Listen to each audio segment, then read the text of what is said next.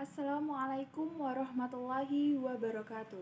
Saya Irma Lia Aprina dari jurusan Pendidikan Guru Madrasah Ibtidaiyah UIN Raden Intan Lampung. Di sini saya akan menjelaskan mengenai ekosistem sawah. Ekosistem merupakan suatu sistem ekologi yang terbentuk oleh hubungan timbal balik antara makhluk hidup dan lingkungannya. Ekosistem itu sendiri terbagi menjadi dua. Yang pertama, ekosistem alam.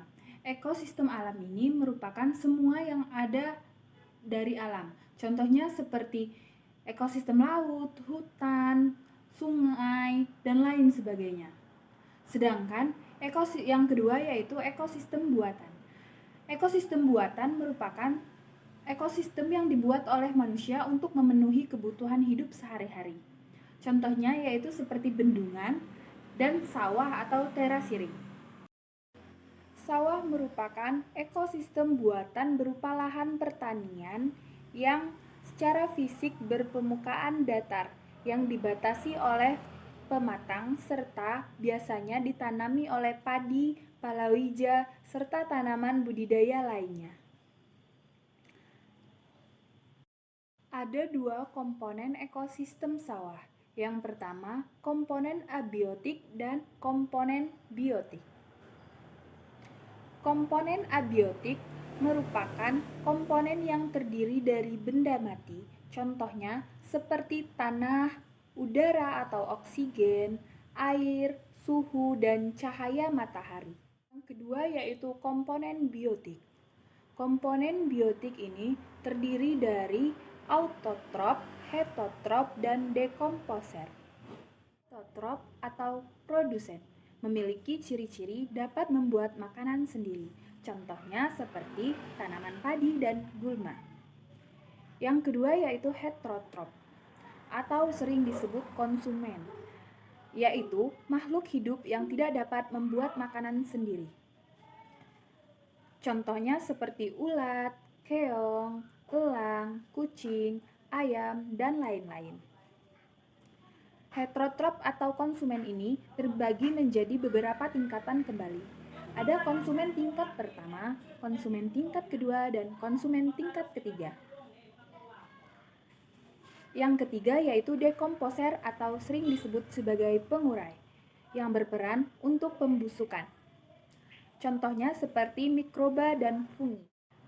Pada penelitian ini, saya menemukan beberapa interaksi yang terjadi. Contohnya seperti interaksi antara padi dan petani. Interaksi antara padi dan petani sering disebut sebagai simbiosis mutualisme, di mana kedua interaksi tersebut saling menguntungkan. Nah, selanjutnya yaitu interaksi antara ikan kecil dan padi, interaksi antara talas dengan padi, interaksi antara pohon kelapa dan padi. Nah, interaksi ini sering disebut sebagai interaksi komensialisme. Interaksi komensialisme merupakan interaksi antara dua makhluk hidup, di mana makhluk hidup yang satu mendapat keuntungan dan makhluk hidup lainnya tidak dirugikan. Nah, interaksi yang selanjutnya yaitu interaksi antara pohon padi dan gulma. Ini sering disebut sebagai simbiosis parasitisme.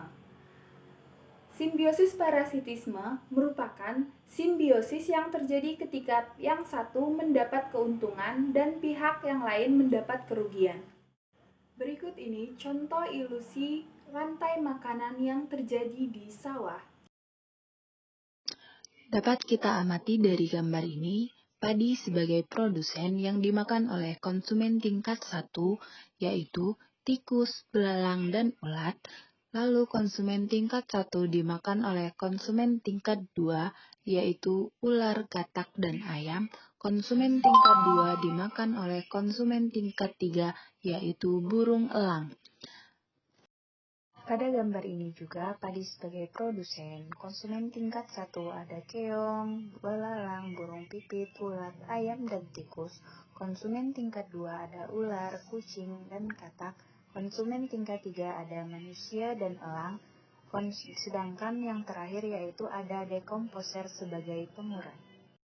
Baik, mungkin hanya ini yang dapat saya sampaikan. Lebih dan kurangnya saya mohon maaf kepada Allah, saya mohon ampun. Saya akhiri. Wallahu muwaffiq illa aqwamit thoriq. Wassalamualaikum warahmatullahi wabarakatuh.